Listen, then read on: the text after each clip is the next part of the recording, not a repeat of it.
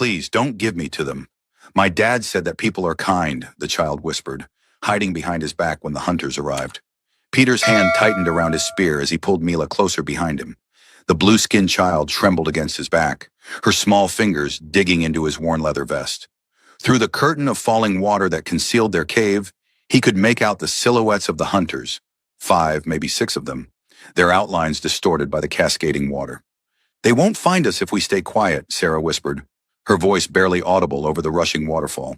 Her dark eyes darted nervously to Dul, who silently sharpened his blade against a smooth stone, each stroke deliberate and focused. The metallic scrape sent shivers down Peter's spine. The cave had been their sanctuary for 3 days, long enough to rest, but not long enough to lower their guard. The narrow space behind the waterfall offered protection from the elements and prying eyes, but it could quickly become a trap if discovered. A piercing cry cut through the air, rising above the constant rush of water. It sounded like the territorial call of the razor-beaked predators that hunted in the valleys, but Peter knew better. It was too rhythmic, too controlled. That's their signal, he hissed, shifting his weight forward. They're coordinating, spreading out. Dul stopped sharpening his blade and rose to his feet in one fluid motion.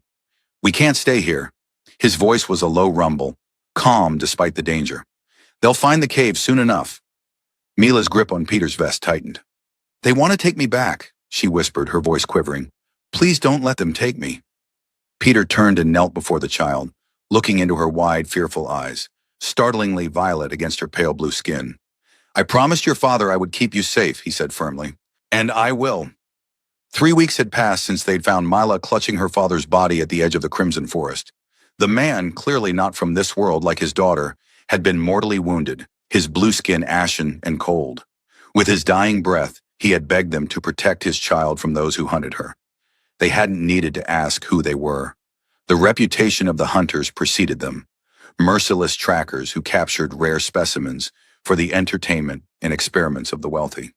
A stone clattered outside, too close for comfort. One of the hunters was scaling the cliff face beside the waterfall. We need to move. Now, Sarah urged, already gathering their meager supplies. There's another exit at the back of the cave, a narrow tunnel. I scouted it yesterday. It comes out above the tree line. Peter nodded and turned to Mila. Stay between me and Dul. Don't make a sound, no matter what happens. Can you do that? The child nodded, her violet eyes resolute despite her fear. Dul extinguished their small fire with a handful of dirt, plunging the cave into semi-darkness. The only light filtered through the waterfall, casting everything in a wavering blue glow. Sarah led the way, ducking into a crevice at the back of the cave that Peter had mistaken for a shadow. The passage was tight, barely wide enough for Dul's broad shoulders, and rose steeply upward. The rock was damp and slippery under Peter's fingers as he helped Mila navigate the difficult climb. Behind them, they heard shouts. The hunters had found the cave. The sounds of splashing water and angry voices echoed up the narrow tunnel, spurring them to move faster. They'll follow our trail, Dul said grimly as they emerged from the tunnel onto a rocky ledge overlooking the vast expanse of the Crimson Forest. The trees stretched before them like a sea of blood, their scarlet leaves rustling in the breeze. Then we'll leave a false one, Peter replied, already scanning the terrain. The undergrowth is thick near the eastern ravine. We can use it to mask our true direction. They moved quickly along the ridge, helping Mila over the rough terrain. The child was remarkably resilient, never complaining despite the grueling pace. When they reached a suitable point, Peter implemented his plan. He left clear tracks leading toward the eastern ravine, then doubled back through a shallow stream, being careful to leave no trace. Meanwhile, Sarah and Dul continued northwest with Mila, heading for the densest part of the Crimson Forest. Peter rejoined them an hour later, a grim smile on his face. I left them a few surprises, he said, patting the nearly empty pouch at his belt that had once contained sharpened stakes and trip lines. It won't stop them for long, but it should slow them down. The Crimson Forest was both a blessing and a curse. Its dense canopy provided cover from aerial scouts, but the forest floor was a labyrinth of dangers. Blood vines hung from branches like innocent creepers until they sensed warm-blooded prey below, then dropped with lightning speed to ensnare and slowly digest their victims. Pitfalls lined with razor-sharp crystals lay hidden beneath innocent-looking patches of moss, and the indigenous predators, six-legged hunters with chameleon-like abilities, were always watching, always waiting. Step where I step, Peter instructed as they entered the forest proper. Touch nothing you don't have to. They moved in single file, Peter leading, then Mila, Sarah, and Dole bringing up the rear. The eerie silence of the forest was broken only by the occasional rustle of leaves and the distant cries of unfamiliar creatures. For hours they pushed forward, stopping only when Mila's exhaustion became evident. During a brief rest, Sarah pulled out her water skin and offered it to the child. Thank you, Mila whispered, taking a small sip before handing it back. Are they still following us? Dul, who had been keeping watch, nodded solemnly. They're persistent, but we're leaving them little to track. As if to contradict his words, a distant horn sounded. 3 short blasts. They've found our trail again, Peter said, rising quickly. We need to move. The chase continued through the day and into the night. The twin moons rose high in the sky, their pale light filtering through the crimson canopy and casting everything in an unsettling, blood-red glow. They were forced to stop when the darkness became too thick to navigate safely. Finding a defensible position, a small hollow formed by the massive roots of an ancient tree, they settled in for a few hours of rest. I'll take first watch, Peter offered, positioning himself where he could observe their back trail. Sarah nodded, already preparing a small sleeping area for Mila. The child curled up against her, exhaustion finally claiming her as she fell into a deep sleep. Dole joined Peter at the lookout, his dark eyes scanning the forest. They're more determined than usual, he observed quietly. What makes this child so special? Peter shook his head. I don't know. Her father only said to keep her safe, that she was different. Whatever that means, it's enough for them to track us across 3 territories. Her blood, Sarah said softly from behind them. They turned to find her standing there, arms crossed. I noticed it when I treated her scrapes the first day. It has unusual properties. It glows faintly in darkness. Peter's brow furrowed. You think they want her for her blood? Sarah nodded grimly. This world values the rare and unique. Who knows what they believe it might do for them? The thought made Peter's stomach turn. All the more reason to ensure they never get their hands on her. The night passed without incident, but dawn brought new challenges. The forest grew denser, the undergrowth more treacherous. Twice they had to backtrack when faced with impenetrable thickets of thorns. By midday, they reached the banks of a river, wide and turbulent, its waters a strange, milky white that concealed whatever might lurk beneath. The River of Tears, Sarah murmured, kneeling to dip her fingers in the water. The locals say it's formed from the weeping of the mountains. Can we cross it? Peter asked, eyeing the churning waters with concern. Dull was already moving along the bank, scanning for narrower sections. Not here, he called back. Too wide, too fast. They followed the river northward, the sound of rushing water masking their movements but also potentially hiding the approach of their pursuers. After nearly an hour, they found what they were looking for, a section where the river narrowed between 2 rock formations. We can build a raft, Peter suggested, eyeing the fallen trees nearby.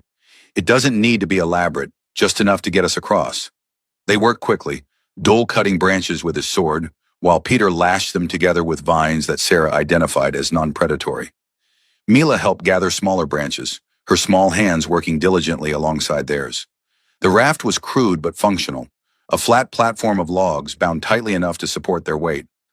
Using long poles cut from straight saplings, they prepared to navigate the treacherous waters. Stay in the center, Peter instructed Mila as they pushed off from the shore. And hold tight to these vines. The current caught them immediately, pulling the raft into the center of the river, where the water moved with frightening speed. Dul and Peter strained with their poles, fighting to keep the craft from spinning or capsizing. Halfway across, disaster struck. Something large bumped against the underside of the raft, nearly upending it. Mila screamed as she was thrown forward, saved from falling into the water only by Sarah's quick reflexes. What was that? Sarah gasped, pulling Mila close. Her question was answered when a massive, eel-like creature breached beside the raft, its body glistening white like the river itself. Rows of needle-sharp teeth lined a gaping maw, large enough to swallow Mila whole. Dull reacted instantly, driving his pole into the creature's eye. It thrashed in pain, its massive body slamming against the raft and sending water cascading over them. Peter stabbed at it with his spear, aiming for the soft flesh beneath its jaw. The creature dove beneath the surface, the water around them churning violently. For a moment, they thought it had retreated, until the raft lurched upward, lifted by the beast from below. "Jump!" Peter shouted, grabbing Mila and leaping for the far shore. The bank was still several yards away, but the alternative was certain death. The cold water shocked his system as they plunged beneath the surface. Keeping a firm grip on Mila, Peter kicked hard, fighting the current that threatened to sweep them downstream. The child's alien physiology made her surprisingly buoyant, a small blessing as they struggled toward shore. Behind them, the raft splintered as the creature's jaws clamped down on it. Dull and Sarah had also abandoned ship, swimming frantically toward them. Peter's feet finally found purchase on the riverbed. With a final surge of effort, he lifted Mila onto the bank before hauling himself out of the water. He turned back just in time to see Dull helping Sarah from the river and the massive white eel closing in behind them. "Dull! Behind you!" he shouted, scrambling for his spear, which had somehow stayed in his grip during the chaotic swim. Dull spun, pushing Sarah clear as the creature lunged. He raised his sword but was a fraction too slow. The beast's teeth grazed his side, tearing through leather and flesh alike. Dull roared in pain but managed to drive his blade deep into the creature's snout. The wounded predator recoiled, thrashing in the shallows before retreating to deeper water, leaving a trail of dark blood that quickly dissipated in the milky current. "Dull!" Sarah rushed to his side as he collapsed onto the bank, clutching his wounded side. Blood seeped between his fingers, alarmingly bright against his skin. "I'm fine," he grunted, though his ashen face suggested otherwise. "Just a scratch." "Let me see," Sarah insisted, gently moving his hand away. The wound was deep, a ragged gash that ran from his lower ribs to his hip. "This is more than a scratch." Peter turned to Mila, who stood shivering on the bank, her wide eyes fixed on Dull's wound. "Are you hurt?" he asked, quickly checking her for injuries. She shook her head, water dripping from her blue skin. "Is Dull going to die?" she whispered, her voice trembling. "No," Peter said firmly, squeezing her shoulder. "Sarah will help him. She knows how." But Sarah's expression was grim as she examined the wound more thoroughly. "The teeth must have been venomous," she said quietly. "The edges of the wound are already turning black." Dull's breathing had become labored, his skin clammy to the touch. "Poison?" he asked through gritted teeth. Sarah nodded. "I need to make a poultice to draw it out, but I don't have the right herbs." Peter scanned their surroundings. They had emerged on the western bank of the river, where the crimson forest gave way to rolling hills covered in strange bulbous vegetation. "What do you need? I'll find it." Sarah described several plants, one with star-shaped blue leaves, another with three-pronged yellow flowers, and a particular fungus that grew on dead wood. "But the most important is whitestem," she added. "It has a pale, almost translucent stalk and red berries. It grows on cliff faces, usually in shade." Peter nodded, memorizing the descriptions. "Stay hidden," he instructed. "I'll be back as quickly as I can." Finding suitable shelter was their first priority. With Peter's help, Sarah and Mila managed to move Dull to a small depression beneath an overhanging rock. It wasn't ideal, but it offered some protection from the elements and would be difficult to spot from a distance. "Take care of them," Peter said to Mila, surprising himself with the responsibility he was placing on the child's shoulders. But something in her violet eyes told him she was stronger than she appeared. "I will," she promised solemnly. With a final nod to Sarah, Peter set out in search of the healing plants. The fungus and star-leafed plant were relatively easy to find, but the three-pronged flower proved more elusive. As the sun began its descent toward the horizon, he finally spotted the distinctive yellow blooms nestled in a rocky outcropping. The white stem, as Sarah had warned, proved the most challenging. Peter spent precious time scaling a steep cliff face, his fingers finding minimal purchase on the smooth rock. Twice he nearly fell, saved only by his quick reflexes and the sturdy vines he used to secure himself. When he finally spotted the translucent stalks growing from a narrow crevice, he felt a surge of triumph. The plant was just as Sarah had described, ghostly pale stems topped with clusters of bright red berries. He carefully harvested several stalks, making sure to include the roots that Sarah had emphasized were crucial. The return journey was made more treacherous by the failing light and his unwillingness to use a torch that might attract attention. By the time he reached their makeshift shelter, the twin moons were high in the sky. "I found them," he announced quietly, ducking under the overhang. "All of them." Sarah looked up from where she sat beside Dull, her expression a mixture of relief and concern. Dull was unconscious, his breathing shallow and irregular. Mila sat on his other side, her small hand resting on his forehead. His fever's getting worse, Sarah said, taking the plants from Peter and immediately setting to work. She crushed the star leaves and fungus together with a smooth stone, adding water to create a paste. The three-pronged flowers she set aside, explaining they would be used to make a tea once the poultice had drawn out the worst of the poison.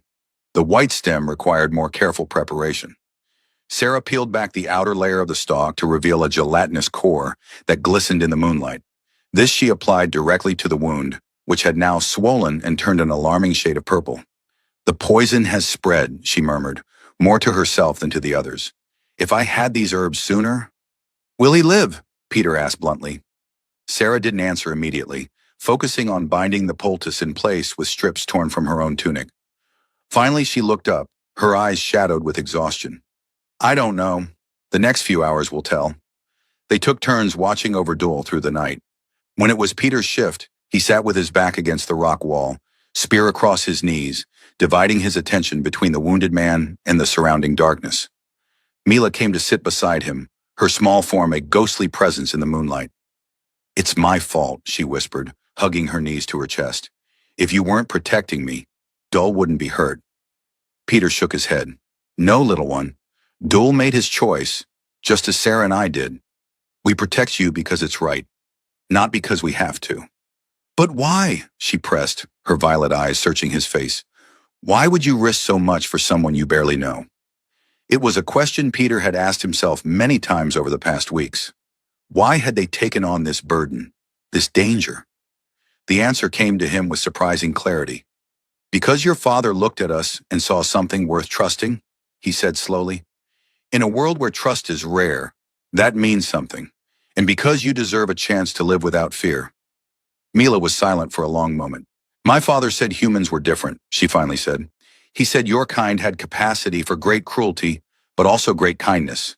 He said you could choose. And what do you think? Peter asked, curious about the child's perspective.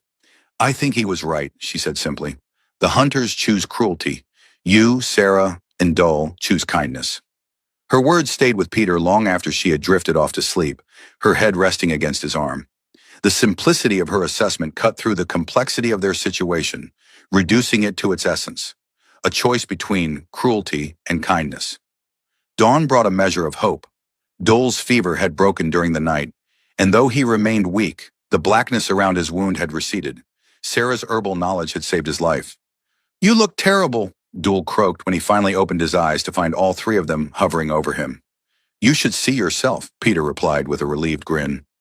Dole attempted to sit up but fell back with a grunt of pain. How long was I out? All night, Sarah answered, checking his bandages. The poison nearly killed you. But it didn't, he said, his eyes finding Mila. Still here to protect our little blue friend? Mila's face broke into a smile, the first genuine one Peter had seen since they'd found her. It transformed her features, making her look like the child she was, rather than the hunted fugitive she'd been forced to become. Their moment of relief was short-lived. A distant horn sounded from the direction of the river. The hunters had crossed and were once again on their trail. We need to move, Peter said, his body tensing at the sound. Can you walk, Dole? The big man grimaced but nodded. With help. Sarah and Peter positioned themselves on either side of Dole, supporting his weight as he struggled to his feet. His face paled with the effort, but he remained upright, determination etched in every line of his face. I'll slow you down, he said, his voice strained.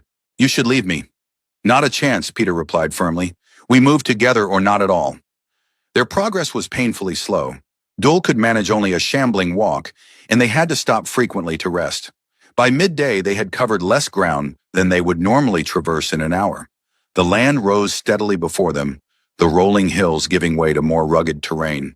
In the distance, jagged mountains loomed, their peaks lost in clouds. There, Sarah said during one of their rest periods, pointing to a narrow pass between two smaller peaks. If we can reach that pass, we might lose them in the highlands. Peter nodded, but privately he doubted Dole could make the climb in his condition. They needed a new plan, a way to either throw off their pursuers or confront them on favorable terms. As they resumed their difficult journey, Peter's mind raced through possibilities. Setting traps might delay the hunters, but wouldn't stop them. Splitting up was too risky. Divided, they were more vulnerable. Direct confrontation was suicide given their current state. They paused at the edge of a steep ravine that cut across their path like a scar in the earth. Far below, a stream rushed over rocks, the water a strange, iridescent green that suggested toxicity. "We can't cross here," Sarah said, surveying the sheer drop.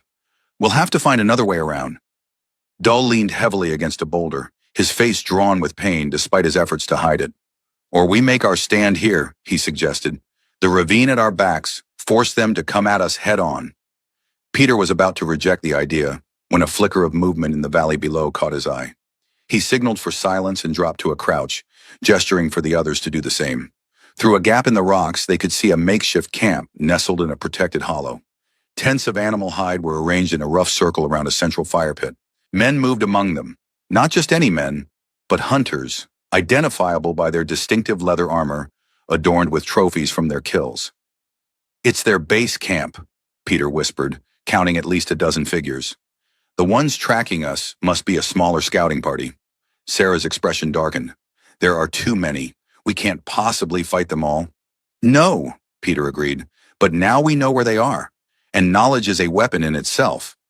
They retreated carefully, finding a sheltered spot some distance from the ravine where they could rest and plan. Dull's condition had worsened again, the exertion of their journey taking its toll. Sarah prepared another herbal treatment, but her supply of the crucial white stem was nearly exhausted. As night fell, Peter made a decision. "I'm going to their camp," he announced as they huddled around a tiny shielded fire. "I need to know why they want Mila so badly. What makes her so valuable to them?" "It's too dangerous," Sarah protested. "If they catch you—" "They won't," Peter cut her off. "I'll observe only. No risks." Duel, propped against a rock, nodded his approval. "Information is what we need most right now." Under the cover of darkness, Peter made his way back to the ravine, then followed its edge until he found a path leading down to the valley. Moving with the stealth he'd developed through years of survival in this hostile world, he approached the hunters' camp. Most of the men were gathered around the large central fire, drinking from crude cups and talking loudly. Peter crept closer, finding cover behind a stack of supply crates at the edge of the camp. "Taking too long," one man was saying, his face scarred and weathered. "The client is getting impatient." "Baron's group will find them," another replied, this one wearing a necklace of what looked disturbingly like humanoid fingers. "They've never lost a quarry yet." "This one's different," the scarred man argued. "The Blue Child, worth more than all our previous contracts combined." Peter's ears pricked up at the mention of Mila. "What's so special about her anyway?" a younger hunter asked. "She looks like any other off-worlder to me." The question was answered by an older man who had remained silent until now. When he spoke, the others fell quiet, suggesting his position of authority. "Her blood," he said simply.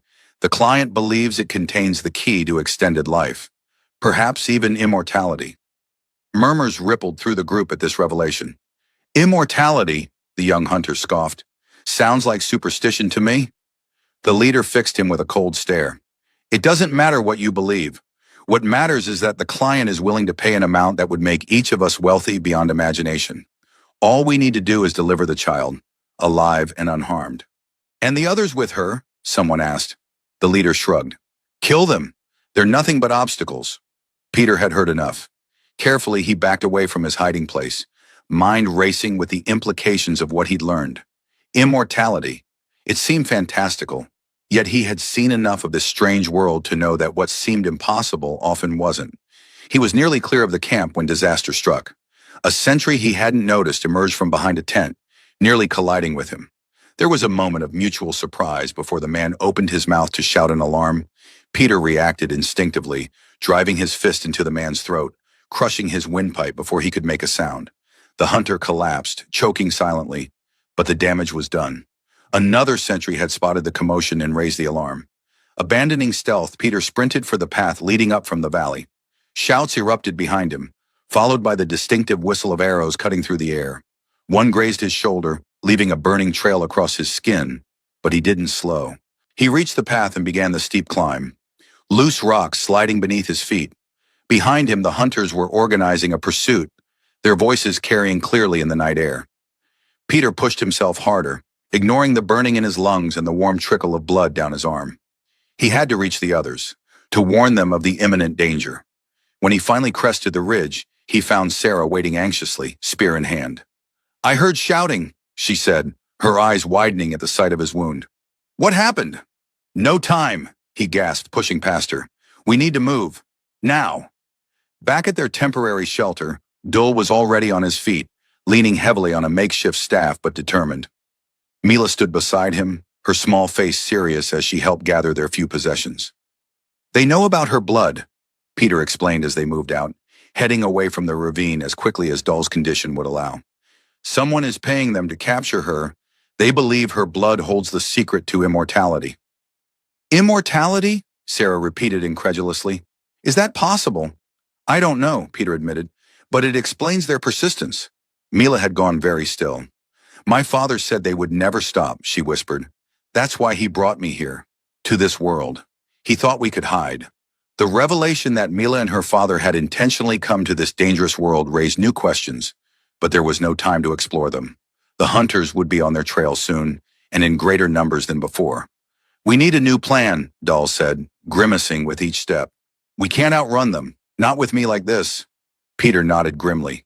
"Then we stop running and start fighting, on our terms." They pushed on through the night, making for higher ground where the terrain might give them an advantage. By dawn, they had reached a series of narrow canyons carved by ancient rivers into the living rock. The wind howled through these natural corridors, creating an eerie, moaning sound that gave the place its name, the Canyons of Wind. "This is where we make our stand," Peter declared, surveying the labyrinthine passages. "We can use the canyons to separate them, deal with them in smaller groups." Sarah and Dahl nodded in agreement. Even Mila seemed to understand the gravity of their decision, her young face set in determination. They spent the morning setting traps, deadfalls made from balanced rocks, tripwires strung across narrow passages, pits disguised with lightweight branches and leaves. Peter showed Mila how to help, the child proving surprisingly adept at the delicate work. By midday, they had transformed the canyon entrance into a gauntlet of death and injury. Now they needed to draw the hunters in. "I'll be the bait," Peter decided. "I'll let them spot me, then lead them into the canyon." "Too risky," Dole objected. "If they catch you before you reach the traps—" "They won't," Peter assured him. "I'm faster than they are, especially in this terrain." Reluctantly, the others agreed to the plan. Sarah and Dole would position themselves at strategic points within the canyon, ready to ambush any hunters who made it past the traps. Mila would remain hidden in a small cave high up one of the canyon walls, accessible only by a narrow, easily defensible path. "Stay there until one of us comes for you," Peter instructed her firmly. "No matter what you hear. Promise me." "I promise," she said solemnly, her violet eyes holding his gaze. "Be careful." Peter squeezed her shoulder gently. "Always am." With the plan set, Peter made his way back down toward the plains, finding a visible position on a rocky outcrop. He didn't have to wait long. Within an hour, he spotted the hunting party ascending the slope. At least 15 men, heavily armed and moving with the confidence of predators who sensed their prey was cornered. Peter allowed himself to be seen, making a show of surprise and fear before retreating toward the canyon. The hunters immediately gave chase, exactly as he'd hoped. He maintained a careful pace, staying just far enough ahead to keep them pursuing, but not so far that they'd suspect a trap. As he entered the canyon, he heard the first of his traps spring, a satisfying crash followed by screams of pain and alarm. He didn't look back, focusing instead on navigating the twisting passage to where Sarah waited with her bow. The second trap claimed 2 more hunters, a deadfall that crushed one outright and pinned another beneath heavy rocks. The survivors hesitated, suddenly aware of the danger, but their leader urged them forward, his voice carrying clearly in the canyon. "He's alone. The child must be ahead. 10,000 credits to the man who captures her." The promise of wealth spurred them on, caution forgotten in their greed. Peter reached Sarah's position and took cover beside her on a narrow ledge overlooking the canyon floor. 8 left, he whispered, notching an arrow to his bow. "Maybe 9. Sarah nodded, her own bow ready. "Dole is in position further up. He can't fight hand to hand, but he's a good shot even wounded." The remaining hunters appeared below them, moving more cautiously now, weapons drawn and eyes scanning the canyon walls.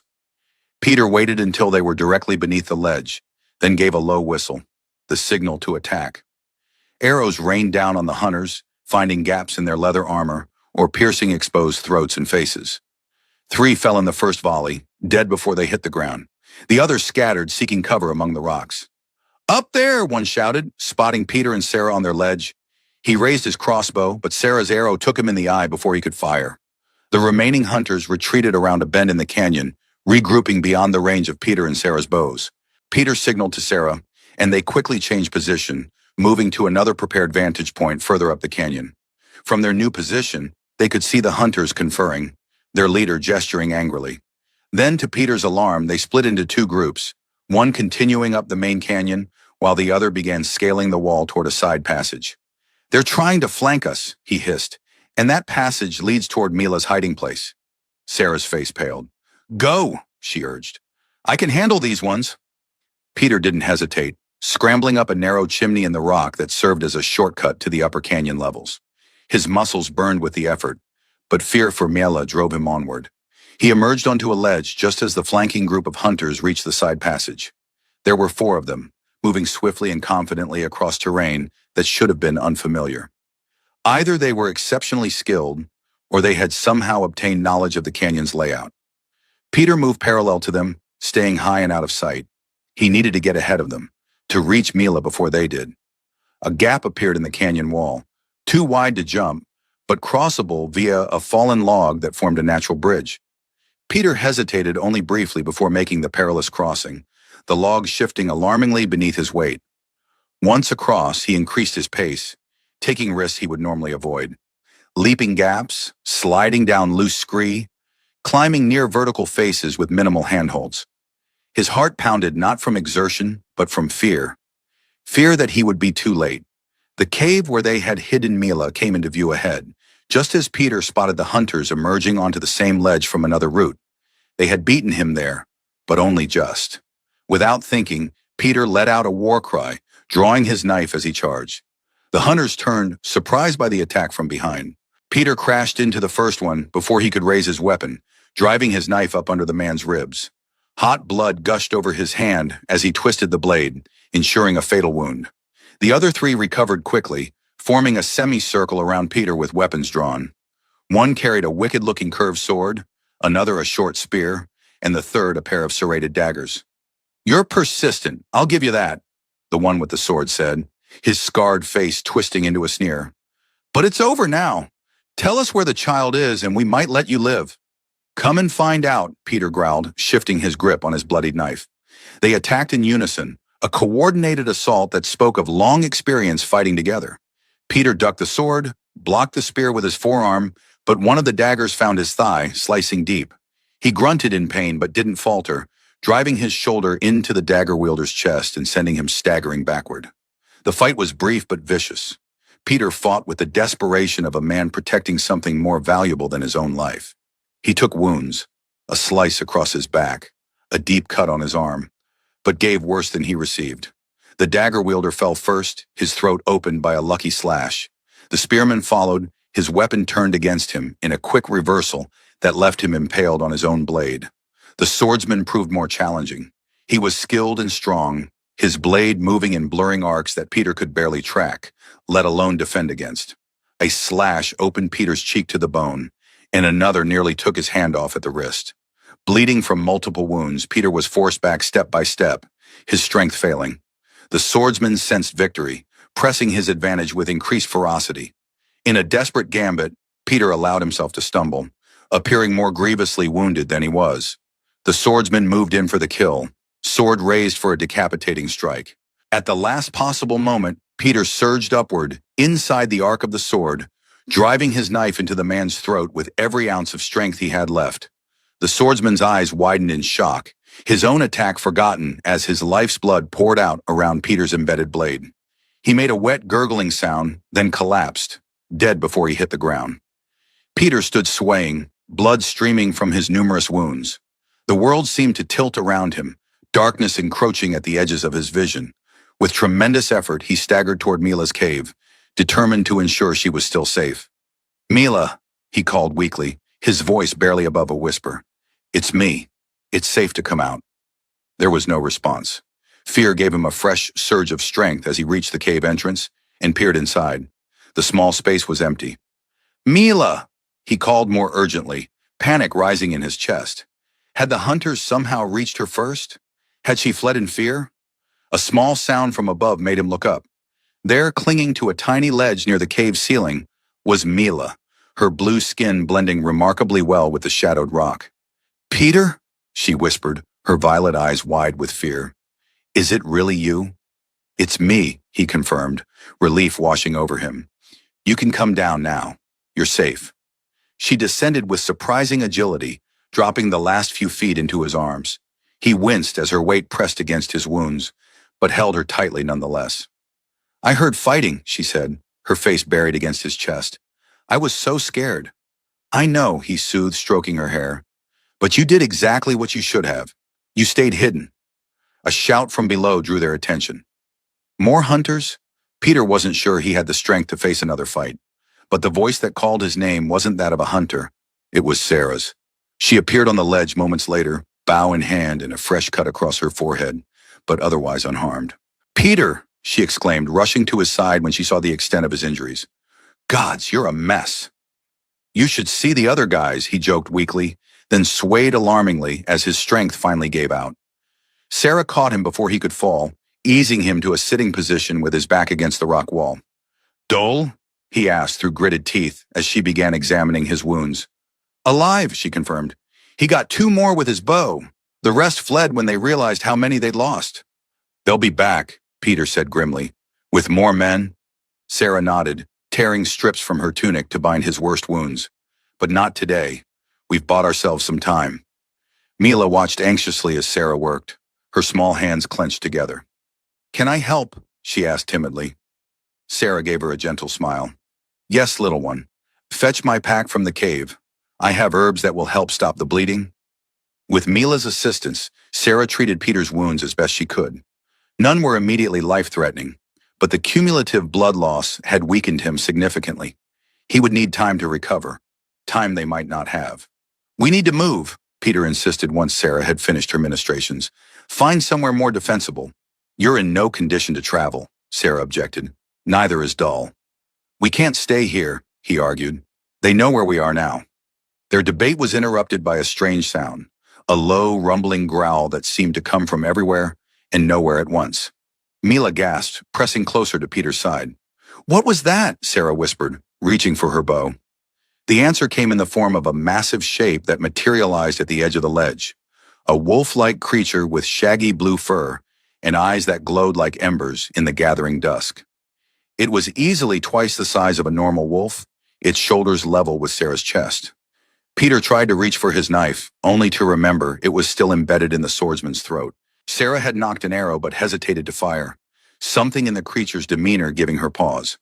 The wolf took a step forward, its massive paws silent on the stone. Then, to their astonishment, it lowered its head in what could only be described as a gesture of respect. "It's not attacking," Sarah murmured, slowly lowering her bow. Mila stepped forward before either adult could stop her, her hand outstretched toward the massive predator. "I know you," she said softly. "You're like me. Not from here." The wolf rumbled deep in its chest, a sound that might have been agreement. It padded forward, gently touching its muzzle to Mila's palm. "Mila," Peter called quietly, afraid any sudden movement might provoke the beast. "Come back here slowly." But the child showed no fear. "He won't hurt us," she said with absolute certainty. "He's been following us, watching over us." Sarah and Peter exchanged bewildered glances. "How do you know that?" Sarah asked. Mila turned to them, her expression serene. "I can feel it. Here." She touched her temple. "He thinks in colors, not words. But I understand." The revelation that Mila possessed some form of telepathic ability with the wolf creature was yet another surprise in a day full of them. But there was no time to explore this new development. Night was falling, and with it came new dangers. "Can he help us?" Peter asked, deciding to accept this strange turn of events without question. Survival often depended on adaptability. Mila conferred silently with the wolf, then nodded. "He knows a place. Safe. Not far." With the wolf's help, they retrieved Duel from his position further down the canyon. The big man was pale and exhausted, but had suffered no new injuries. He accepted the wolf's presence with the same pragmatic attitude as Peter. In this world, allies were too precious to reject. no matter how unusual. The wolf led them along hidden paths through the canyon system, routes that no human could have discovered without guidance. The creature moved with silent confidence, occasionally doubling back to ensure they were following or to help Mila over particularly difficult terrain. Their destination proved to be a cave high in the canyon wall, accessible only via a narrow winding path that would be easy to defend.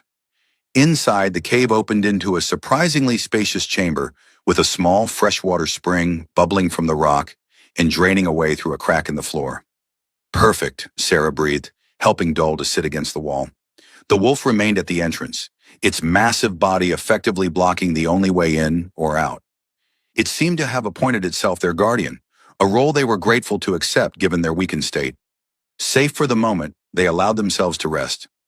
Sarah redressed Peter's wounds, then checked on Dole, whose condition had stabilized but remained precarious. Mila curled up between them, exhaustion finally claiming her as she fell into a deep sleep. "What do we do now?" Sarah asked quietly, her eyes meeting Peter's across the sleeping child. "We can't keep running forever." Peter had been pondering the same question. "No," he agreed, "but I'm not sure we have many options. The hunters won't give up, not with the reward they've been promised." "Could we try to reason with their client?" Sarah suggested. "Explain that Mila is a child, not a resource to be exploited?" Peter shook his head. People wealthy enough to offer that kind of reward don't generally care about moral arguments. Besides, we don't even know who they are. "Then we need to find somewhere they can't follow," Dole said, his voice weak but his mind still sharp. "Somewhere beyond their reach." "Is there such a place on this world?" Sarah wondered. Dole was quiet for a moment, his brow furrowed in thought. "Maybe not on this world," he said finally. "But I've heard stories of the Northern Territories. The Quiet Lands, they call them. It's said even the fiercest predators won't venture there." "Why not?" Peter asked, intrigued despite his skepticism. "No one knows for certain," Dole admitted. "Some say the air itself is poisonous to most creatures. Others believe powerful beings guard the boundaries, allowing only those they deem worthy to pass." Sarah looked dubious. "Sounds like a myth to me." "Perhaps," Dole conceded, "but all myths contain a grain of truth, and right now a myth may be our best hope." Peter considered the idea. The journey north would be arduous, especially in their condition, but if there was even a chance of finding a safe haven for Mila, wasn't it worth the risk? "We'll need supplies," he said finally, "and time to recover. Neither of us is in any shape to travel far." Sarah nodded in agreement. "A few days at least. The hunters won't return immediately. They'll need to regroup, tend their wounded, perhaps send for reinforcements." Their decision made, they settled in to heal and prepare. The wolf came and went, sometimes disappearing for hours only to return with fresh game. Strange, rabbit-like creatures with 6 legs and thick fur that Sarah pronounced safe to eat after careful examination. Mila spent much of her time with the wolf, the two communicating in their silent, mysterious way. From her, they learned that the creature had no name as humans would understand it, but she had taken to calling him Azure for his distinctive blue coat. 3 days passed in relative peace. Peter's wounds began to heal, the deeper cuts closing cleanly thanks to Sarah's herbal treatments. Dull's recovery was slower, but the infection had been fully purged from his system, and his natural strength was gradually returning. On the morning of the 4th day, Azure returned from one of his hunting expeditions in obvious agitation. He paced the cave entrance, occasionally emitting low growls that echoed off the stone walls. "What's wrong?" Peter asked Mila, who had been watching the wolf with growing concern. She placed a hand on Azure's flank, her eyes closing in concentration. "People," she said after a moment. "Many people. Coming this way." Peter exchanged alarmed glances with Sarah and Dole. "The hunters?" Mila shook her head. "Different. Not hunters, but armed." This was a new complication. Who else would be in these remote canyons, and why? Peter wasn't inclined to wait and find out. "We need to move," he decided. "Now, before they get too close." They gathered their meager belongings quickly, having learned to travel light through necessity. Dole was able to walk without assistance now, though he still tired quickly. Peter's wounds pulled uncomfortably with each movement, but he ignored the pain, focusing on the more immediate concern of their escape. Azure led them out of the cave and up a nearly invisible path that switchbacked up the canyon wall. The climb was arduous, especially for Dole, but the wolf seemed to understand their limitations, pausing frequently to allow them to rest. When they finally reached the top, They found themselves on a high plateau overlooking the entire canyon system. From this vantage point, they could see the group that had triggered Azure's warning, a band of perhaps 20 individuals moving methodically through the canyons below. They were indeed armed, but as Mila had said, they didn't move like hunters. Their formation was more defensive than aggressive, as if they expected to be attacked at any moment. "Who are they?" Sarah wondered aloud, shading her eyes against the morning sun. "Doesn't matter," Peter replied, "as long as they're not following us." They set out across the plateau, heading north as Dole had suggested. The landscape grew increasingly barren as they traveled, the scrubby vegetation giving way to bare rock, and eventually to fields of ice and snow as they ascended into higher elevations. The cold was a new enemy, one they were ill-equipped to fight. Their clothing, designed for the more temperate regions they had left behind, provided little protection against the biting wind and freezing temperatures. They huddled together at night, Azure's massive body providing welcome warmth as they slept in shifts, one always keeping watch while the others rested. Game became scarcer, forcing them to ration their dwindling food supplies. Even Azure struggled to find prey in this desolate landscape. Water at least was plentiful, though they had to melt snow and ice over small, carefully managed fires. After 5 days of grueling travel, they found themselves facing a mountain range that stretched across the horizon like a wall of stone and ice. There was no visible path through, around, or over the formidable barrier. The Frost Spine, Dole named it, his breath forming clouds in the frigid air. According to the legends, the quiet lands lie beyond. If they exist at all, Sarah added, unable to keep the doubt from her voice. Peter surveyed the imposing mountains with a growing sense of despair. Even at full strength, scaling those peaks would be a monumental challenge. In their current condition, with a child to protect and dwindling supplies, it seemed impossible. "We need to find a pass," he said finally. "There must be a way through." They spent the next day searching for such a passage, following the base of the mountains eastward. The weather worsened, a bitter wind driving snow and ice into their faces with such force that it felt like 1,000 tiny knives cutting into their exposed skin. Mila struggled the most, her smaller body losing heat more quickly despite being wrapped in every spare piece of clothing they possessed. Peter took to carrying her for long stretches, ignoring the protest of his still healing wounds. Just as it seemed they would have to turn back or risk freezing to death, Azure let out a series of excited barks. The wolf bounded ahead, then returned, clearly wanting them to follow. "He's found something," Mila said, her voice muffled by the scarf wrapped around her face. They followed Azure to what appeared at first to be nothing more than a shadow on the mountainside. Closer inspection revealed it to be the entrance to a narrow tunnel, a natural formation perhaps, or an ancient riverbed that had cut through the stone over millennia. "A way through?" Sarah suggested hopefully. Peter examined the tunnel entrance with caution. It was dark and forbidding, the air emanating from it noticeably warmer than the surrounding atmosphere, an unnatural warmth that set his instincts on edge. "I don't like it," he admitted, "but I don't see that we have much choice. We can't stay out here much longer." Dahl nodded in agreement. "The tunnel it is, but stay alert. This doesn't feel right." They entered single file, Peter leading with a makeshift torch, Mila close behind him, then Sarah, with Dole and Azure bringing up the rear. The tunnel narrowed quickly, forcing them to proceed in a half-crouch. The walls were smooth, almost polished, reinforcing Peter's suspicion that this was no natural formation. The warmth increased as they progressed, soon becoming uncomfortably hot. Sweat trickled down Peter's back, a stark contrast to the freezing conditions they'd left behind. The air grew thick and difficult to breathe, carrying a strange metallic scent that made his head swim. "Something's wrong," Sarah gasped from behind him. "The air, it's doing something to me." Peter felt it too, a heaviness in his limbs, a clouding of his thoughts. Mila had begun to sway on her feet, her eyes unfocused. "We need to turn back," he decided, fighting against the growing lethargy that threatened to overwhelm him. But as they turned, they found the tunnel behind them blocked by a smooth wall of stone that hadn't been there moments before. Dole pressed his hands against it, searching for a hidden mechanism or weak point, but found nothing. "Trapped," he growled, the single word summing up their dire situation. With no choice but to continue forward, they pressed on, each step requiring more effort than the last. The tunnel began to slope downward, leading them deeper into the mountain's heart. The heat became almost unbearable. their clothes sticking to their sweat-soaked bodies. Just as Peter felt he couldn't take another step, the tunnel abruptly opened into a vast cavern. The transition was so sudden that he staggered, nearly falling. Mila's small hand gripped his, steadying him. What they saw defied explanation. The cavern stretched before them, so vast that its far walls were lost in shadow. But it wasn't the size that struck them speechless. It was what filled the space.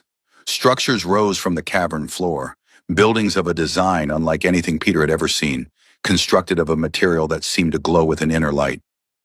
A city, Sarah breathed, her exhaustion momentarily forgotten in the face of this wonder. An entire city, hidden inside the mountain. But it was a city without sound, without movement. The structures stood silent and empty, as if the inhabitants had simply vanished, leaving everything intact. "What is this place?" Dole wondered, his voice hushed with awe. The answer came not in words but in a sudden awareness that flooded their minds. Knowledge implanted directly into their consciousness by an unseen intelligence. This had been a refuge, built by beings who had fled here long ago to escape some cataclysm that had threatened their existence.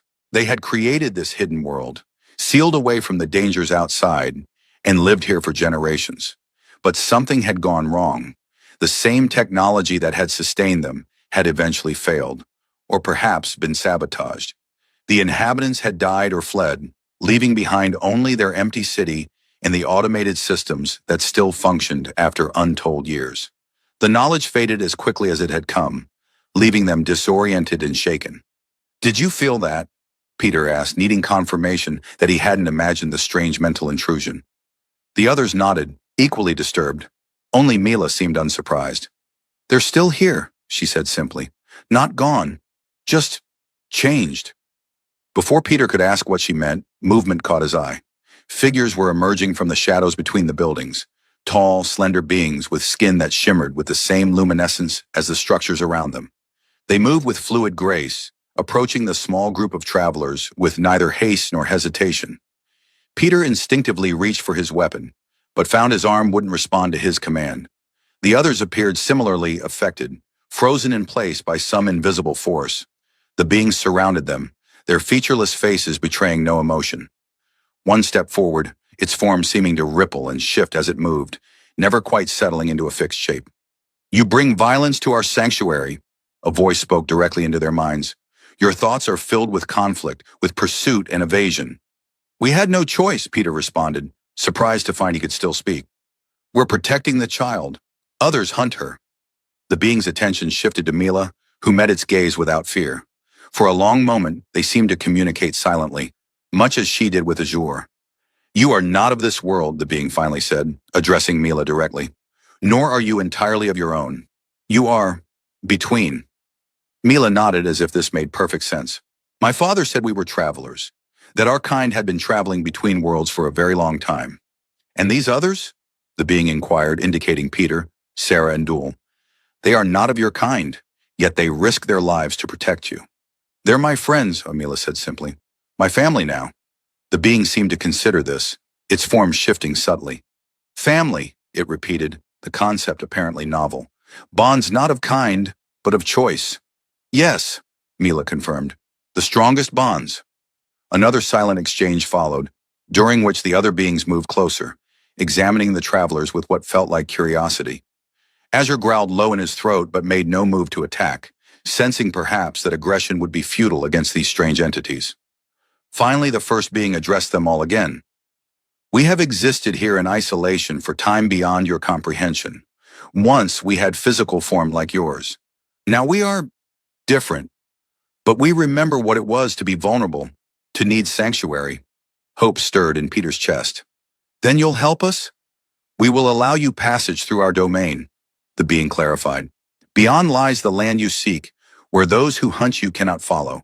But we offer a choice as well." "What choice?" Sarah asked cautiously. "You may stay here among us. This city stands empty, but its systems still function. You would have shelter, sustenance, safety." The offer was tempting, especially after weeks of constant danger and deprivation. But something in the being's tone gave Peter pause. "At what cost?" he asked, voicing the question they were all thinking. The being's form rippled again, perhaps the equivalent of a shrug. "Those who stay eventually become like us. The process is neither painful nor rapid, but it is inevitable. The energies that sustain this place change all who dwell here for too long. Change us how? Dul demanded. You would transcend your physical forms, become energy, consciousness without the limitations of flesh. Some consider it evolution. Others might call it death. The clarification landed like a stone in still water, sending ripples of unease through the group. Sanctuary, but at the cost of their very humanity. And if we choose to continue on, Peter asked, then you may rest here briefly, replenish your strength and supplies, and we will show you the path forward. But know that the lands beyond, while safe from your hunters, hold their own dangers. It was no choice at all, really. Whatever awaited them beyond this hidden city, it had to be better than a slow transformation into something other than human. We'll continue on, Peter decided, looking to the others for confirmation. Sarah and Dul nodded in agreement. Even Mila, who might have found more kinship with these strange beings than with her human protectors, showed no hesitation in her choice. The being inclined what passed for its head. As you wish. Rest now. When you are ready, the path will be shown to you. True to their word, the beings provided for their needs. Food appeared, strange but nourishing fruits and what seemed to be synthesized proteins. Clean water flowed from fountains throughout the city. They were given access to a structure that served as a dwelling, complete with bathing facilities and soft surfaces for sleeping.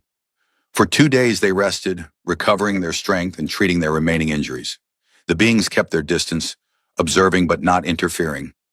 Only Mila sought them out, engaging in those silent communications that left her thoughtful but unwilling to share what had been discussed. On the morning of the 3rd day, one of the beings appeared at their dwelling. It is time, it announced simply, if you still wish to depart. Their decision unchanged, they gathered their supplies, now replenished with food and water containers, even new clothing better suited to the cold they would face, and followed the being through the silent city.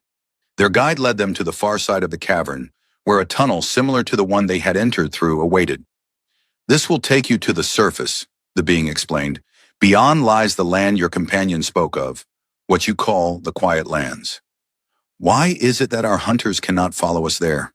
Sarah asked, still skeptical despite all they had witnessed. The Quiet Lands exist partially outside your reality, the being said, a fold in the fabric of space, created long ago by the same cataclysm that drove our kind to seek refuge here. Only those with certain attributes can perceive the entrance, let alone pass through it. And we have these attributes, Dul questioned. The being's form shifted in what might have been amusement. The child does, and through her, you. Her kind exists between realities. It is why her blood is valued by those who seek extended life. It allows them to slip between the cracks of existence, to cheat death by stepping sideways into adjacent possibilities. This revelation cast Mila's pursuers in an even more disturbing light. They hadn't been seeking mere longevity, but a form of immortality achieved by slipping from one reality to another when death approached in their own. Will we be able to return if we need to? Peter asked, thinking of the sanctuary they were leaving behind, dangerous though its long-term effects might be. The path works in both directions, the being confirmed, but few choose to return once they have experienced the Quiet Lands. It has an effect on the consciousness that many find preferable to alternatives. With that cryptic warning, the being gestured toward the tunnel. Go now. And remember, what seems like an ending is often merely a transition. They said their goodbyes, Mila lingering longest to commune one final time with the strange entities that had given them shelter. Then with resolute steps, they entered the tunnel that would take them to the surface and beyond. Unlike their entry tunnel, this passage was cool and comfortable, the air fresh and easy to breathe. It rose steadily, curving gently upward toward what Peter assumed was the surface. Azure led the way, his blue fur almost glowing in the dimness. After what seemed like hours of walking, they saw light ahead, not the artificial luminescence of the hidden city, but natural daylight, albeit strangely diffused and tinted with colors Peter had never seen in sunlight before. They emerged onto a landscape so alien that for a moment they could only stand and stare in wonder. The sky above was not the blue they had known all their lives, but a shifting tapestry of colors, purples, greens, and hues for which Peter had no names. The land stretched before them, rolling hills covered in vegetation that seemed to pulse with inner light. In the distance, what appeared to be trees reached toward the strange sky, their branches moving in patterns too regular to be caused by wind. The quiet lands, Dole breathed, his voice hushed with awe. It's real. They took their first tentative steps into this new world, half expecting some barrier to repel them. But the ground felt solid beneath their feet, the air breathable, if oddly sweet. Mila moved ahead of them, her steps becoming lighter, almost dancing as she reached out to touch the luminescent plants that lined their path. They responded to her touch, bending toward her as if in greeting. "It knows me," she said, turning back to them with a smile that illuminated her face. "This place, it recognizes what I am." For the first time since they had found her, Mila looked truly at peace. The constant fear that had shadowed her eyes was gone, replaced by a sense of belonging that was almost palpable. They walked further into this strange new land, alert for any danger but encountering none. The silence was profound but not oppressive, less an absence of sound than a presence of quiet, as if the land itself was holding its breath. As they crested a hill, they saw buildings in the valley below, structures that blended so perfectly with the landscape that they might have grown rather than been built. And there were people, or beings that appeared human at first glance, moving among the structures with the same fluid grace as the entities in the hidden city. Others like us? Sarah wondered. Travelers who found this place? Let's find out, Peter suggested, leading them down toward the settlement. They were spotted long before they reached the outskirts of the community. A welcoming party of sorts met them halfway. Three individuals who, upon closer inspection, proved to be human in appearance, if not entirely in bearing. There was a stillness to them, a centered calm that reminded Peter of the beings in the hidden city, though these individuals were clearly physical rather than energy-based. "Welcome, travelers," the foremost of them greeted, a woman with silver-streaked hair and eyes that reflected the shifting colors of the sky. "We have been expecting you." "Expecting us?" Peter echoed, immediately wary. "How?" The woman smiled, the expression gentle and genuine. "This land speaks to those who can listen. It told us of your coming, of your journey, of the child you protect." She turned her gaze to Mila, her smile deepening. "Especially you, little one. You are of the between, as are many of us. You have found your way home." Mila stepped forward, studying the woman with solemn eyes. "Home," she repeated, testing the word. "My father said we were looking for home when we came to this world. And now you have found it," the woman confirmed, though by a more circuitous route than he might have planned. She turned her attention back to Peter, Sarah, and Dole. "And you three, humans who chose to protect rather than exploit. Rare indeed. You have earned a place here, if you wish to stay." "What is here exactly?" Sarah asked, still cautious despite the warm welcome. "What is this place?" "A sanctuary," the woman replied. "A pocket of reality where those who exist between worlds can live in peace. Some call it the Quiet Lands, others the Fold. We simply call it Haven." "And the hunters," Peter pressed, unwilling to lower his guard completely. "The ones who pursued us. Can they find this place?" The woman shook her head. "They cannot even perceive its entrance without one of the between to guide them, and none here would do so. You are safe, truly safe, for the first time since you began your journey." The promise of safety, after so long running and fighting, was almost too much to comprehend.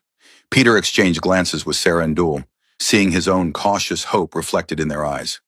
"Come," the woman invited, gesturing toward the settlement. "Rest, eat, meet others who have found their way here. Then decide if this is where your journey ends, or merely where a new one begins." They followed their guides into the heart of Haven, greeted with curiosity and warmth by its inhabitants. As promised, there were others like Mila, blue-skinned, with those distinctive violet eyes, though many were older, adults who had perhaps lived here for years or even generations. They were given a dwelling, a living structure that seemed to have been grown rather than built, its walls translucent and faintly pulsing like the vegetation outside. Food was provided, strange but delicious fruits and vegetables, unlike anything they had encountered before. As night fell, or what passed for night in this realm, a dimming of the sky to deep indigo rather than true darkness, they sat together on a terrace overlooking the settlement, processing all they had seen and learned. "So," Peter said finally, breaking the comfortable silence, "what do we think?" It seems too good to be true, Sarah admitted, her natural skepticism still not entirely overcome. A perfect sanctuary, appearing just when we needed it most. Not appearing, Dole corrected her. It was always here. We just couldn't find it without Mila. They looked to the child who sat cross-legged on the floor, communing silently with Azure. The wolf had been accepted without question by the inhabitants of Haven, treated as an equal rather than a pet or wild beast. "What about you, Mila?" Peter asked gently. "What do you want to do?" She looked up, her violet eyes reflecting the strange stars that had begun to appear in the indigo sky. "I want to stay," she said simply. "I feel right here, like I've been looking for this place without knowing it."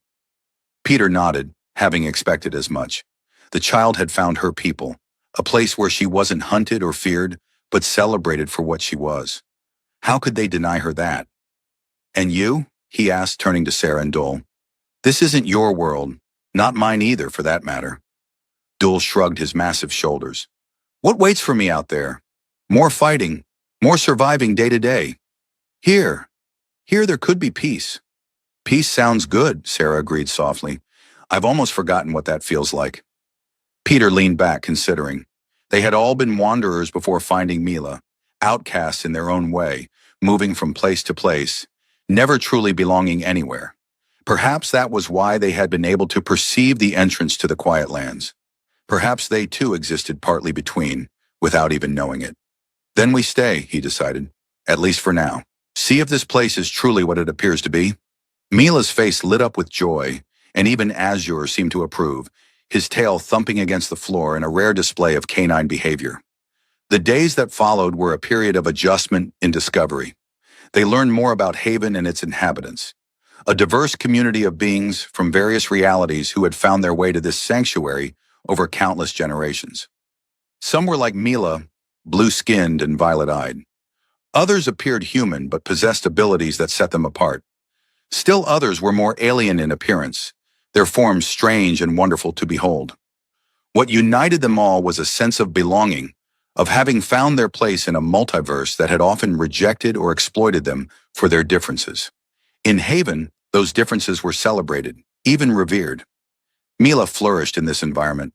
She began training with others of her kind, learning to control and expand the telepathic abilities that had allowed her to communicate with Azure. The wolf remained her constant companion, but she formed new friendships as well, particularly with a group of children who taught her the strange games they played in the luminescent fields surrounding the settlement. Sarah found her calling in the healing arts, studying with Haven's skilled practitioners who combined physical medicine with energetic techniques that bordered on what the outside world might call magic. Her knowledge of herbs and natural remedies was valued and expanded upon, giving her a sense of purpose she had long lacked. Duel, somewhat to everyone's surprise, discovered a talent for teaching. His experience as a warrior made him an ideal instructor for Haven's defenders, those tasked with maintaining the subtle energetic boundaries that kept the sanctuary hidden from hostile forces. He found satisfaction in passing on his hard-won knowledge, in preparing others to protect what they had all come to value. And Peter? He watched his makeshift family find their places, content for a time simply to rest, to recover from the wounds both physical and spiritual that their journey had inflicted. But as weeks turned to months, he found himself growing restless. The peace of Haven was real, the sanctuary genuine, but something called to him from beyond its boundaries. He finally confessed his feelings to the others one evening as they gathered in their shared dwelling, now personalized with items they had created or been given by their new neighbors. "I need to go back," he said simply. "Not permanently, but there are others out there like Mila, being hunted, exploited. They deserve a chance to find this place too." Sarah studied him thoughtfully. "You want to be a guide," she said, "to bring others to Haven." Peter nodded. "Something like that. Now that I know the way, I can't just stay here in safety while others suffer." Duel grunted his understanding. "A warrior's heart never truly rests," he observed, "even in paradise." Mila's reaction concerned Peter the most. Would she see his desire to leave as abandonment? But the child surprised him, as she so often did. "You should go," she said with the simple directness that was her hallmark. "Find others like me. Bring them home." Her use of the word home to describe Haven cemented Peter's decision. This was her home now, truly and completely. His role in her journey was complete, but perhaps his own journey was just beginning. The leaders of Haven understood his decision and supported it. They provided him with knowledge and tools that would help him identify others of the between and guide them safely to sanctuary. They also gave him a token, a small crystal that would allow him to perceive the entrance to the quiet lands without needing one of the between as a guide. On the day of his departure, his small family gathered at the boundary of Haven to say their goodbyes. Sarah embraced him tightly, whispering, "Don't be gone too long. This is your home too, whether you realize it or not." Duel clasped his forearm in the warrior's grip they had shared since their earliest days together. "Fight well," he said simply, "and return when you can." Mila was the last to approach. She had grown in the months they had spent in Haven, not just physically but in confidence and presence. She held out a small object, a pendant made of the same luminescent material as many of the structures in Haven. "So you can always find your way back to us," she explained as she placed it around his neck. Peter knelt to embrace her, this child who had changed the course of his life so profoundly. "I will always come back," he promised. "You are my family, all of you." With a final wave, he turned and stepped through the boundary of Haven, back into the world they had left behind. The landscape shifted around him, the vibrant colors and living light of the quiet lands fading into the more familiar, if harsher, reality he had known before. But he carried Haven with him, in his memories, in the crystal and pendant he wore, and in the knowledge that somewhere beyond the veil of ordinary perception, a true sanctuary existed. A place where those who existed between could find peace, acceptance, and community. And he would find others who needed that sanctuary, guide them as he had been guided, until all who deserved a home could find one. Behind him, though he could no longer see it, Haven continued to thrive. Sarah healed the sick and wounded. Duel trained new defenders. Azure watched over the settlement from the hills above. And Mila, the child whose whispered plea had started it all, grew in wisdom and power, preparing for the day when she too might venture out to guide others home. For in the end, that was the greatest gift they had discovered in their journey. Not just a place of safety, but a purpose. A way to transform their own suffering into salvation for others. A chance to make meaning from the chaos of existence. And in a universe of infinite possibilities, there was no greater treasure than that.